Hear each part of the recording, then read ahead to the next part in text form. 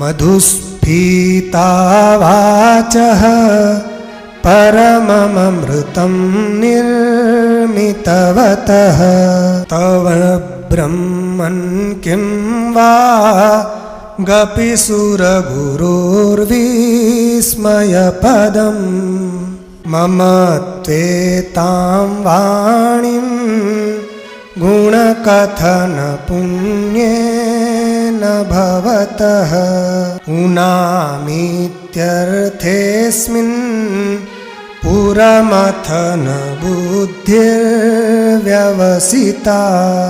अब इसका अर्थ क्या है? वे कहते हैं मधु से सिक्त जो अत्यंत मधुर वाणी है, अमृत रूप वेद वाणी, इनकी रचना करने वाले कौन है? ब्रह्मा जी। तो उनकी वाणी भी क्या आपके गुणों को प्रकाशित करने में आपको क्या चमत्कृत कर सकती है? आपको आश्चर्यचकित कर सकती है उनकी वाणी भी? नहीं कर सकती।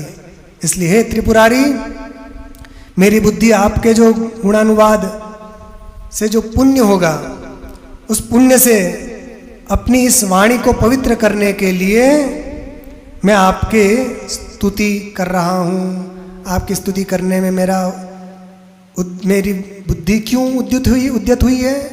क्योंकि मेरा मन और वाणी पवित्र हो जाए। तो इस प्रकार उन्होंने कहा, मैं केवल रंजन करने के लिए नहीं कर रहा हूँ, आपकी स्तुति मन वाणी को पवित्र करने के लिए कर रहा हूँ। मम त्वेतां वाणी गुण कथन पुण्येन भवतां पुनामि।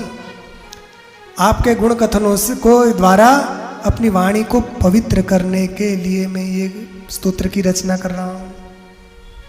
आप देखिए, वेदवाणी ये सबसे श्रेष्ठ मानी जाती है और ये मधु से सिक्त अमृत के समान है। तो ये वेदवाणी भी किसके द्वारा प्रकट हुई? ब्रह्मा जी के द्वारा। उन ब्रह्मा जी को वेद का ज्ञान किसने दिया? वो भगवान शंकर ने दिया। तो जब ब्रह्मा जी की वाणी क्या आपको चमत्कृत कर सकती है? जो BMW में घूम रहा हो उसको अल्टो प्रभावित कर सकती है? तो जो अरबपति हो, क्या उसको 100 की नोट प्रभावित कर सकती है? तो भैया जो इतना प्रभावशाली है, सब कुछ आपके उसमें से प्रकट हुआ है, आपको ब्रह्मा जी की वाणी क्या वो करेगी? तो सुरगुरु हो, सुरगुरु का मतलब ब्रह्मा जी तो होता ही और सुरगुरु बृहस्पति भी होते हैं। तो क्या बृहस्पति की वाणी भी आपको चकित नहीं कर सकती? तो दूसरे की तो बात ही क्या है। बृहस्पति जी बड़े बुद्धिमान माने जाते हैं। तो किसी की भी वाणी हे भगवान शंकर आपको आश्चर्यचकित नहीं कर सकती है, तो मेरी वाणी तो क्या आश्चर्यचकित करेगी? तो निश्चित रूप से मेरी वाणी आपको प्रभावित नहीं कर सकती है, किंतु मैं जो स्तुति कर रहा हूँ वो अपनी वाणी को पवित्र करने के लिए कर रहा हूँ। क्या आपकी स्तुति का गान करूँगा तो कम से कम मेरी वाणी पवित्र हो जाएगी? और ये उपलक्षण है वाणी, मन का भी। वाणी पवित्र होगी तो मन भी पवित्र होगा। तुलसीदास जी भी यही कहते हैं कि रामचरितमानस की रचना क्यों की? तो वो कहते हैं, निज गिरा पावन करन कारण राम जस तुलसी कहो निज गिरा।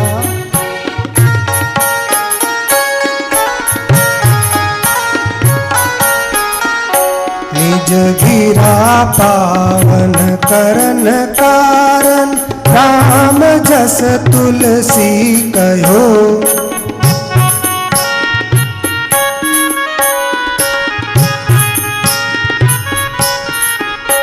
निज गिरा पावन करन कारण राम जस तुलसी कहो।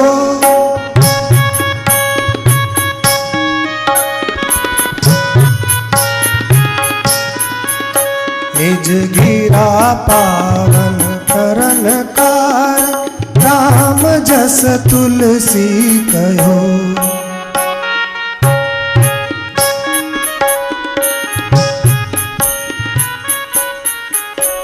तो यहाँ उन्होंने अपना उद्देश्य स्पष्ट कर दिया कि मैं अपनी वाणी को पवित्र करने के लिए स्तुति कर रहा हूँ, अर्थात निस्वार्थ भाव से कर रहा हूँ। कोई प्रयोजन विशेष नहीं है कि ये मिल जाए, वो मिल जाए, वो मिल जाए। आपकी गुणगान गाऊंगा तो वाणी पवित्र होगी। तो संसार में कभी कभी निष्काम कर्म भी कर लेना चाहिए। सकाम कर्म तो सब करते ही हैं। स्वार्थ के बिना व्यक्ति एक कदम भी आगे नहीं बढ़ाता है। तो कभी कभी कुछ निस्वार्थ भाव से भी काम कर लेना चाहिए।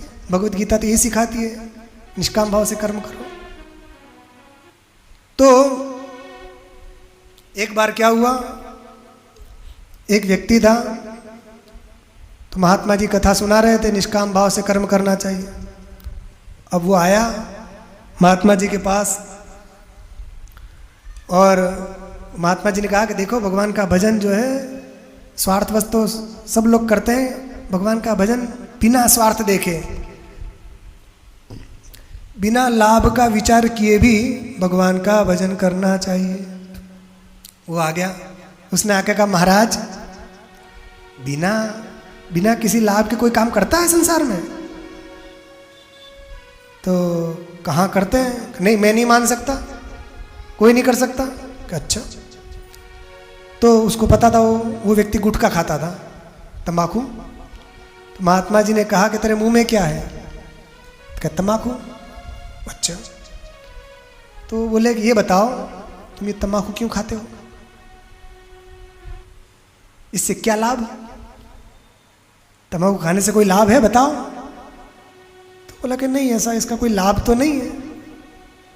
तो क्या लाभ नहीं है तो क्यों खाते हो? बस अच्छी लगती है, बस इसकी आदत बन गई, आदत पड़ गई है, इसलिए खाते हैं। तो महात्मा जी बोले कि जब तुमको ये अच्छी लगती है, इसकी आदत पड़ गई है, तो बिना लाभ के भी तुम ये गड़ी सड़ी खराब चीज रोज रोज सुबह शाम दिन में 4 बार ये ठूसे रहते रहो। तो जब बिना लाभ का विचार किए तुम ये सड़ी चीज खा सकते हो, तो क्या बिना लाभ का विचार किए क्या भगवान का भजन नहीं कर सकते? तो कभी कभी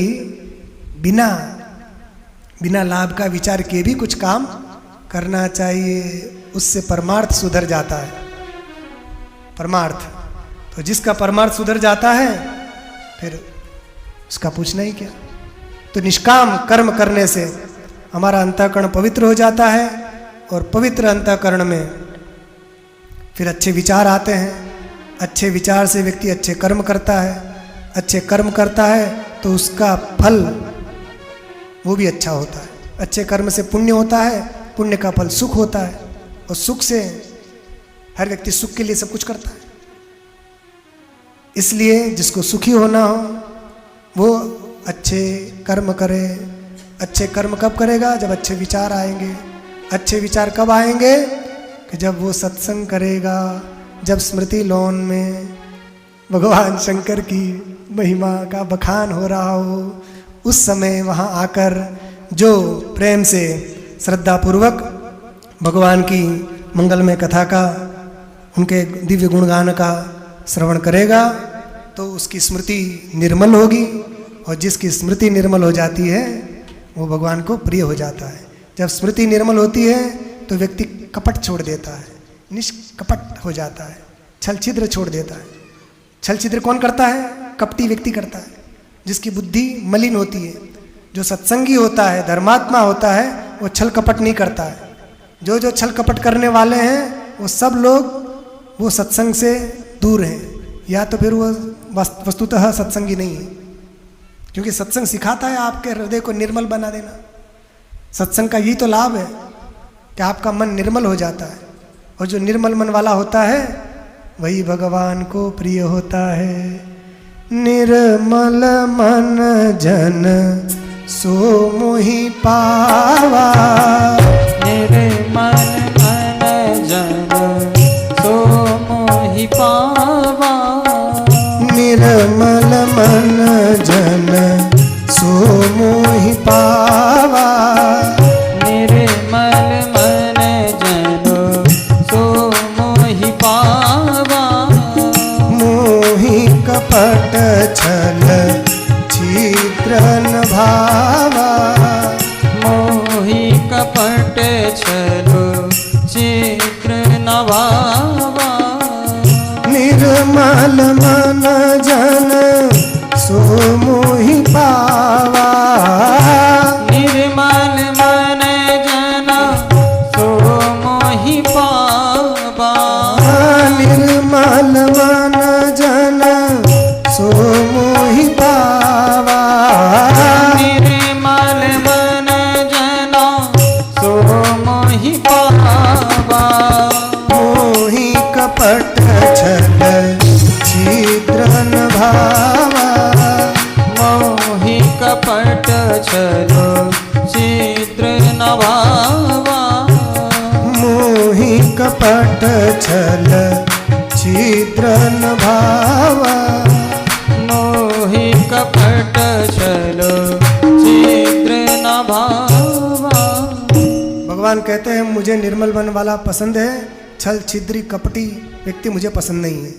तो मन को निर्मल करने के लिए हम यहाँ स्मृति लॉन में एकत्रित होकर भगवान के दिव्य गुणों का श्रवण कर रहे हैं।